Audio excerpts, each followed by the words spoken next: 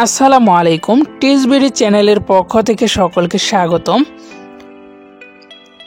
আজকের ভিডিওর বিষয় আউপাও নীতি কি।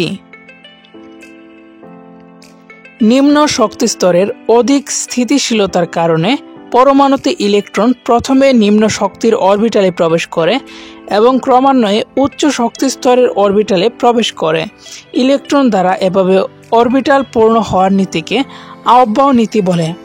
আমি আবার বলছি, নিম্ন শক্তি স্তরের অধিক স্থিতিশীলতার কারণে পরমাণুতে ইলেকট্রন প্রথমে নিম্ন শক্তির অরবিটালে প্রবেশ করে এবং ক্রমান্বয়ে উচ্চ শক্তি স্তরের অরবিটালে প্রবেশ করে।